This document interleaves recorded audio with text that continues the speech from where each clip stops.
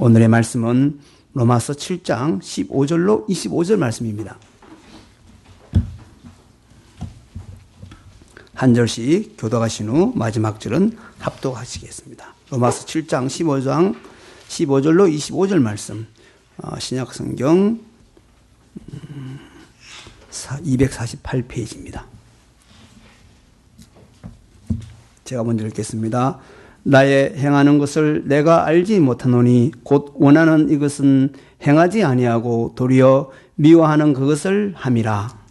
만일 내가 원치 아니하는 그것을 하면 내가 율법에 선한 것을 시인하오니 이제는 이것을 행하는 자가 내가 아니요 내 속에 거하는 죄니라. 내 속 곧 내 육신에 선한 것이 거하지 아니하는 줄을 아노니 원하는 내 행사 선행하는 것은 없노라. 내가 원하는 바 선은 하지 아니하고 도리어 원치 아니하는 바 악은 행하는도다. 만일 내가 원치 아니하는 그것을 하면 이를 행하는 자가 내가 아니요 내 속에 거하는 죄니라. 그러므로 내가 한 법을 깨달았노니 곧 선을 행하기 원하는 나에게 악이 함께 있는 것이로다. 내 속하로는 하나님의 법을 즐거워하게 내 지체 속에서 한다는 법이 내 마음의 법과 싸워 내 지체 속에 있는 죄의 법 아래로 나를 사로잡아 오는 것을 보는도다. 오라는 구하사노이다. 이 사망의 몸에서 누가 나를 건져내랴. 다 함께 우리 주 예수 그리스도로 말미암아 하나님께 감사하리로다. 그런즉 내 자신이 마음으로는 하나님의 법을 육신으로는 죄의 법을 섬기노라. 아멘.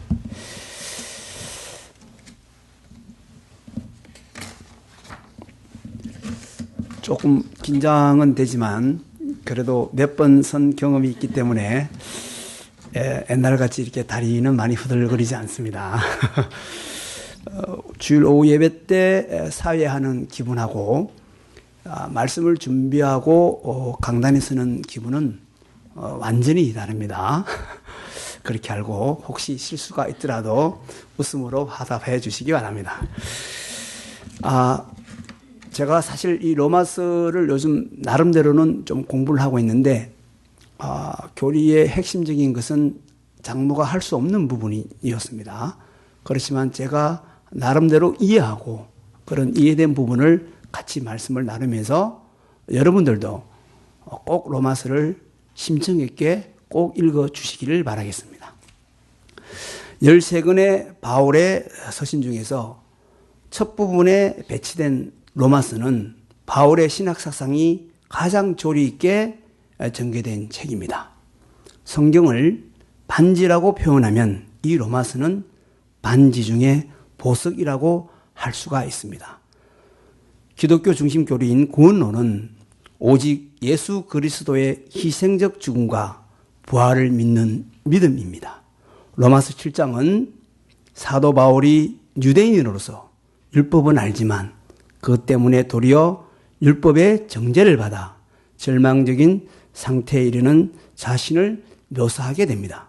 무엇이 선하고 무엇이 옳은지는 알지만 그것을 행하지 못하는 자신을 발견하게 됩니다. 죄가 그를 붙들고 있기에 끊임없이 내적 갈등을 일으키는 것입니다. 과연 누가 이 마음의 전쟁터에서 우리를 벗어나게 할 수 있습니까? 율법이 존재치 않았을 때에는 사람들 속에 양심이라는 것이 있어 양심으로 선악을 판단할 수가 있었습니다. 그러나 양심은 죄를 판단할 수가 없으며 죄가 무엇인지 알 수도 없었습니다. 양심에 좀 걸리는 일을 했다고 해서 죄를 지었다고 말하지 않기 때문입니다. 모세가 십계명을 받은 이후 이 땅에 율법이라는 것이 들어왔습니다. 율법이 있고 난 후부터 죄가 무엇인지 알게 되었습니다.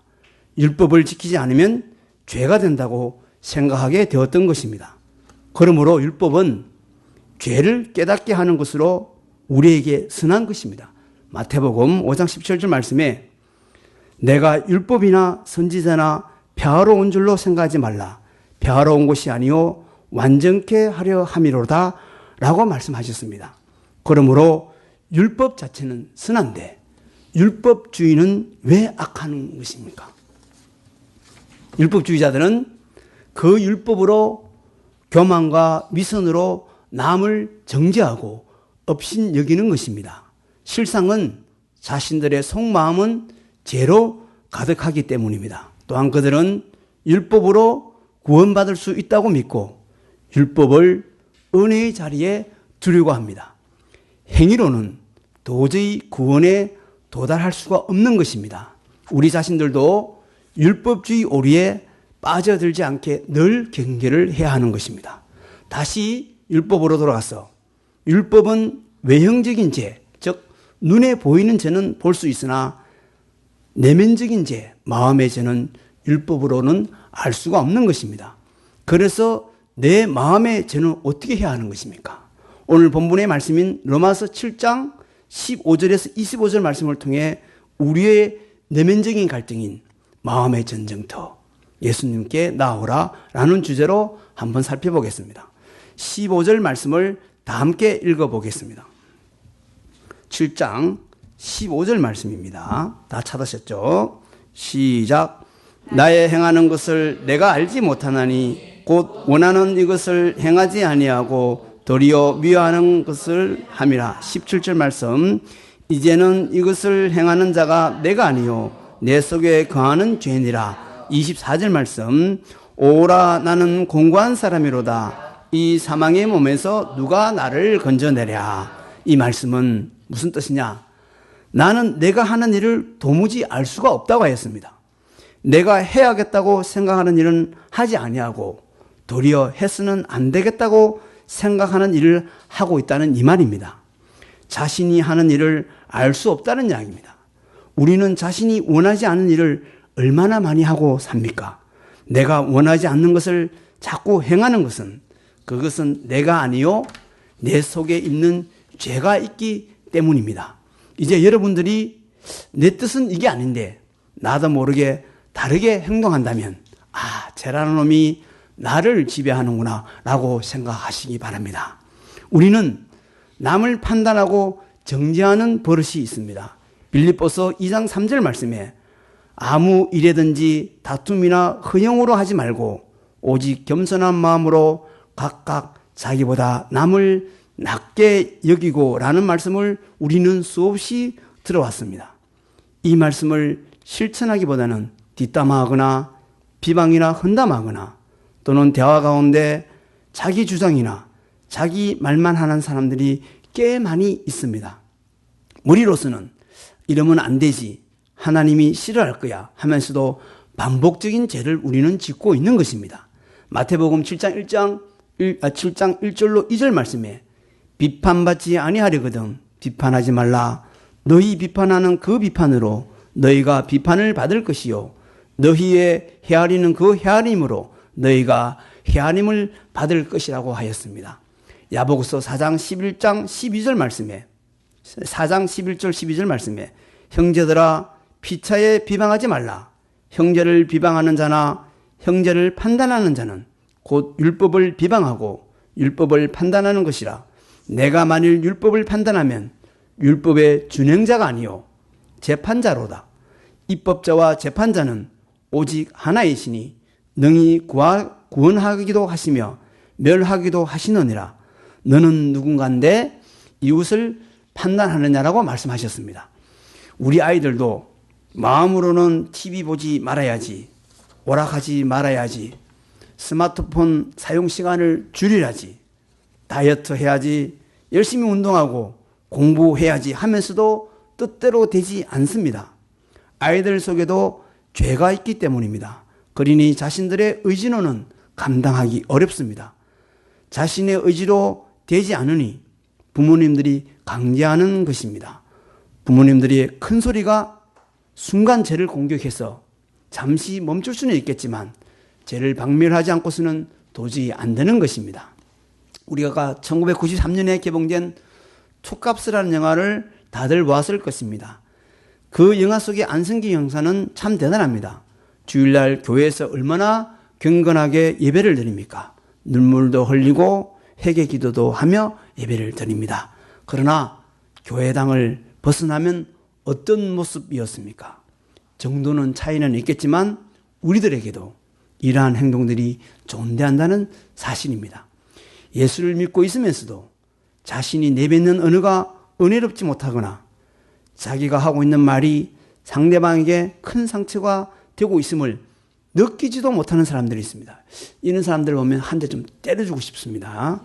상대방의 상황과 입장은 전혀 고려치 않고 자신의 말만 한다거나 보통 예의상 듣기 싫어도 끝까지 들어주는 게 사람입니다.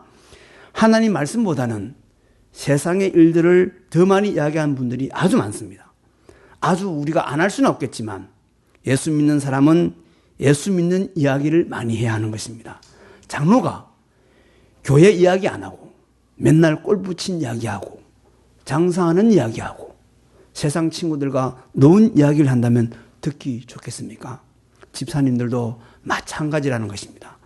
여러분이나 저의 마음속에는 예수 그리스도와 정반대되는 이러한 것들로 마음의 전쟁터가 되고 있다는 사실입니다. 우리는 일상생활을 통해서 끝없이 이러한 문제들로 내적 갈등을 겪게 되는 것입니다. 왜 그럴까요?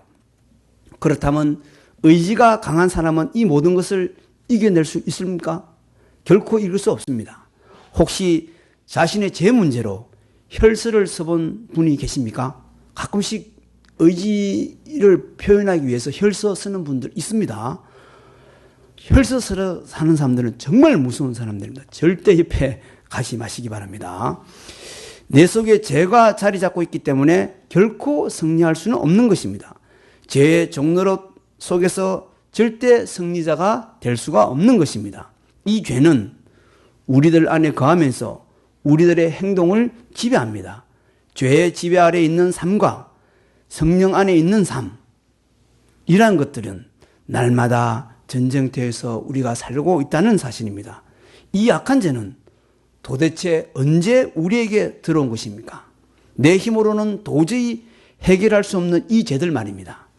로마서 5장 12절에 이름으로 한 사람으로 말미암아 죄가 세상에 들어오고 죄로 말미암아 사망이 왔나니 이와 같이 모든 사람이 죄를 지었으므로 사망이 모든 사람들에게 이르렀다고 하였습니다. 13절 말씀에 죄가 율법이 있기 전에도 세상에 있었으나 율법이 없을 때에는 죄를 죄로 여기지 아니하였다고 하였습니다. 로마서 또 5장 19절 말씀에 전반절 말씀에 한 사람의 순종치 아니함으로 많은 사람이 죄인등 같이 아담을 이야기하는 겁니다. 26장 23절 말씀에 죄의 삭은 사망이라고 하였습니다. 우리가 죄의 종로로 사는 삶과 그리스도가 인도하는 삶과 정면 충돌하게 되는 것입니다. 저는 개인적으로 25절 말씀 가운데 마음으로는 하나님의 법을 육신으로는 죄의 법을 섬긴다. 이 말씀이 참 은혜가 됩니다. 죄를 많이 짓죠, 우리가. 근데 이 이야기를, 이 말씀을 들으면 내 마음은 하나님을 사랑하는 마음이지만 내 속에 죄가 있기 때문에 그 죄의 지배를 당하기 때문에 내가 죄를 짓는구나. 그런 위안이 사실 됩니다. 그래서 가끔씩 죄를 크게 지으면 은혜가 더하다는 말씀이 있지 않습니까? 그렇다고 죄를 많이 지으라는 것은 아니고 실질적으로 죄를 많이 지으면 그만큼 은혜가 있는 것도 사실입니다. 왜? 그 속에 깨달음이 있기 때문입니다. 근데 깨닫지 못하고 죄를 무의식적으로 지어버리면 그거는 정말 큰 죄인인 겁니다. 이놈의 죄 때문에 계속 망설이기 바랍니다. 이제 이 전쟁터에서 벗어나야 하는데 오라 나는 공고한 사람이로다. 이 사망의 몸에서 누가 나를 건져낼 수 있을까? 한 분밖에 없습니다. 우리 주 예수 그리스도로 말미암는 것입니다. 이제 우리 주 예수 그리스도께로 나아가야 합니다. 사망의 몸에서 우리를 건지시는 분은 오로지 예수 그리스도 한 분밖에 없습니다. 십자가로 사망 권세와 죄의 권세를 이기셨기 때문입니다. 그러면 나는 예수님께 나온 사람일까요? 아닐까요? 어떻게 알 수 있겠습니까? 그것은 내 마음속에 성령님이 임재하고 있는지 없는지 알아보면 됩니다. 그러면 이 시간 여러분과 저나 내 마음속에 성령님이 존재하는지를 한번 확인해 보겠습니다. 첫째, 여러분들은 예수님을 주님이라고 부르시잖아요. 당연히 주님이라고 부릅니다. 그런데 조금 심각한 문제가 있습니다. 현재가 아니고 미래의 내 앞에 생명의 위협을 당할 때에도 나는 그리스도의 사람, 예수 믿는 사람이라고 고백할 수 있겠느냐는 겁니다. 세계 도처의 IS나 요즘 각 도처에서 예수 믿는 사람, 너 예수 믿어? 안 믿어? 그러면 죽이는 현상이 일어나고 있지 않습니까? 그러한 위험에 도달했을 때 내 신앙을 한번 스스로 자문해 보시기 바랍니다. 두 번째, 하나님을 아버지라 부를 줄 아는가? 우리는 당연히 하나님을 아버지라고 부릅니다. 그러나 불신자들은 절대 하나님을 아버지라고 부르지 않습니다. 세 번째, 하나님께서 주시는 은혜를 느끼고 있는가입니다. 말씀 가운데서 은혜를 느끼고 교회 생활을 통해서 은혜를 느끼고 자신의 삶 가운데서 은혜를 느껴야 합니다. 그런데 교회 생활, 말씀 가운데 자신의 삶 가운데 은혜를 느끼지 못한다면 이거는 신앙생활에 분명 문제가 있는 것입니다. 네 번째, 서로 사랑하고 있는가? 용서하는 마음이 있는가? 기도하는 마음이 있는가? 순종하는 마음이 있는가? 기뻐하는가? 이런 것들입니다. 이런 것들이 내 마음속에 없다면 여러분들은 아직 성령이 임재했다고 볼 수가 없는 것입니다. 다섯 번째, 더 중요한 것은 성령의 책망을 느끼고 있는가입니다. 하나님 뜻대로 살지 못하면 마음의 부담감이 분명히 우리한테 다가와야 합니다. 마음의 부담감이 없다면 심각한 문제인 겁니다. 기도를 하지 않고 말씀도 보지 않은데 용서와 사랑의 마음이 전혀 들지 않고 복음도 전하지 아니하고 주일 예배를 온전히 드리지 않고 예배에 감격이 없는데 혹시 여러분 중에 이런 일에 찔림이 없다면 문제가 분명히 있는 것입니다. 신앙생활을 다시 해야 하는 겁니다. 우리 올고된 모든 성도들은 자신의 부족함을 하나님께 의지하는 신앙인이 되기를 소원합니다. 잠시 제 개인 간증을 좀 하겠습니다. 지난날의 제 모습과 현재의 모습을 한번 그려보았습니다. 과거의 생활은 마리아의 삶보다는 마르다의 삶에 가까운 신앙생활을 하였습니다. 한 주일이 솔직히 어떻게 지나가는지도 모르게 분주한 삶을 살고 있었던 것입니다. 공적 예배 드리는 것은 너무 당연한 것이고 주일학교와 재정부와 교구일 등 교회 일에 완전히 사로잡혀 있었던 것입니다. 나름대로 정말로 은혜의 시간들이었으나 주어진 일들을 감당하다 보니 마리아처럼 조용히 주님 앞에 나아가 말씀 듣는 시간이 너무나 부족했던 것입니다. 솔직히 하루 종일 교육을 하다 보면 저녁 예배 시간에 저 자신도 모르게 꾸벅꾸벅 졸 때가 사실 한두 번이 아니었습니다. 그런 걸 봤을 때 정말 말씀이 없다는 것이 얼마나 말씀이 소중하다는 것을 깨닫게 되는 시간들이었죠. 주일 하루를 살펴보면 제가 그 당시 때 5시 반에 주일날 아침에 일어나서 6시에 어머니 모시고 일산으로 간 겁니다. 왜? 일부 예배가 7시에 시작되었거든요. 일부 예배 어머니와 함께 드렸습니다. 근데 그 당시 때 제가 참 감사했던 거는 우리 어머니가 이 자랑스러운 아들과 함께 예배 드린다는 것이 얼마나 우리 어머니로서는 감사하는 시간이었겠습니까? 들어갈 때마다 우리 전도사님들 모든 집사님들이 나와서 우리 어머니를 보고 인사할 때 우리 어머니가 정말 신이 났던 그러한 세월이었습니다.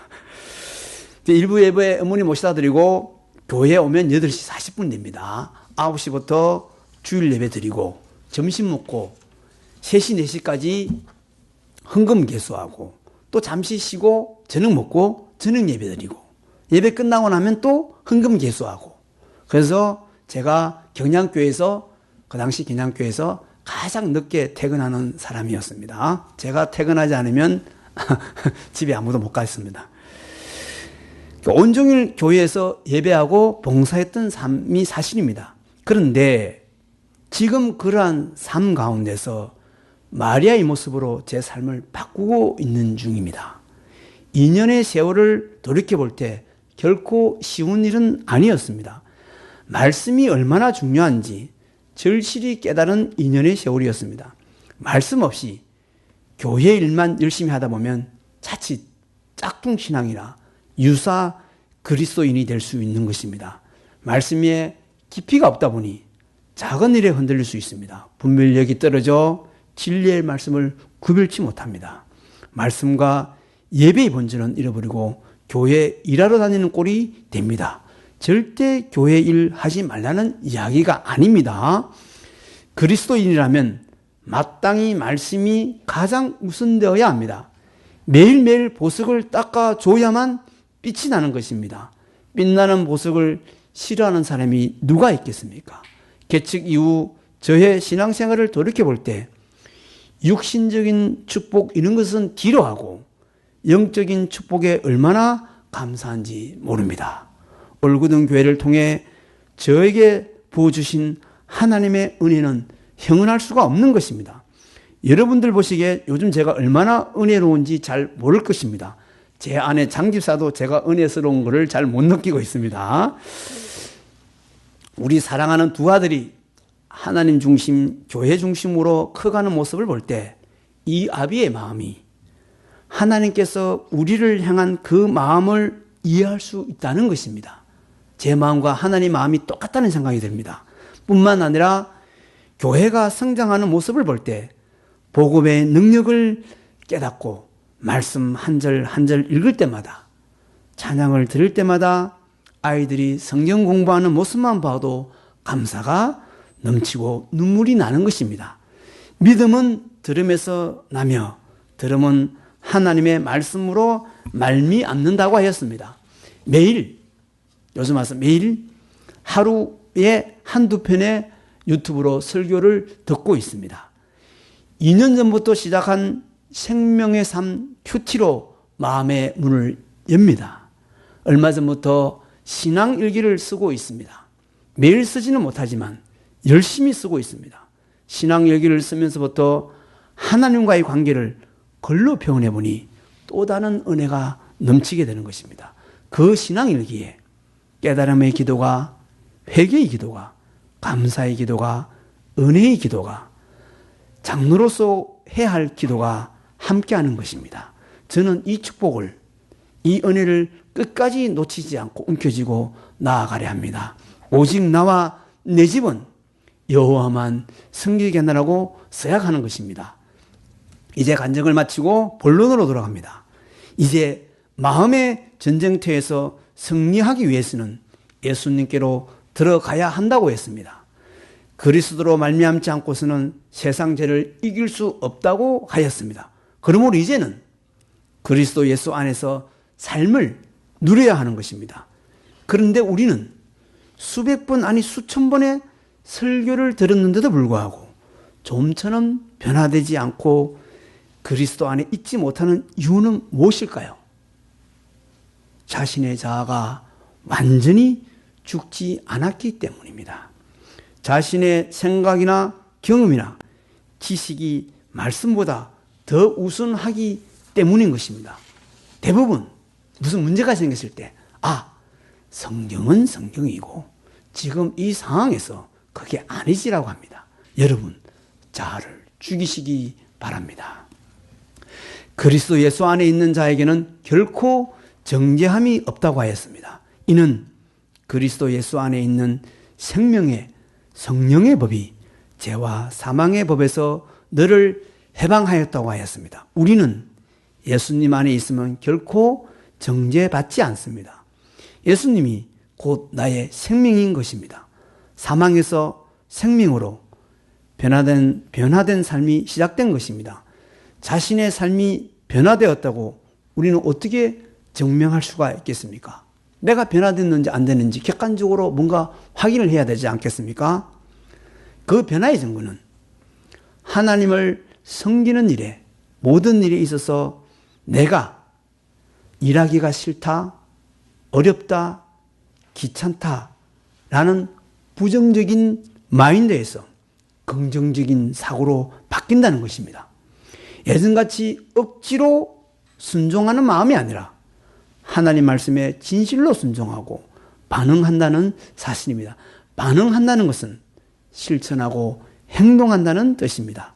무릇 그리스도 예수와 합하여 세례를 받은 우리는 그의 죽으심과 합하여 세례를 받은 줄을 알지 못하느뇨. 그러므로 우리가 그의 죽으심과 합하여 세례를 받음으로 그와 함께 장사되었나니 이는 아버지의 영광으로 말미암아 그리스도를 죽은 자 가운데서 살리심과 같이 우리로 또한 새 생명 가운데서 행하게 하려 함이라고 말씀하셨습니다. 이제 말씀을 마치겠습니다. 마지막, 예수 그리스도의 안에서 새 생명이라는 것은 그것은 변화된 삶을 살라는 수동적인 삶이 아닙니다. 너 변화된 삶을 살아야 해. 이렇게 수동적인 삶의 의미가 아닙니다. 예수 그리스도 안에 있으면 능동적으로 변화된 삶을 살게 되는 것입니다. 살라가 아니고 살게 되는 것입니다.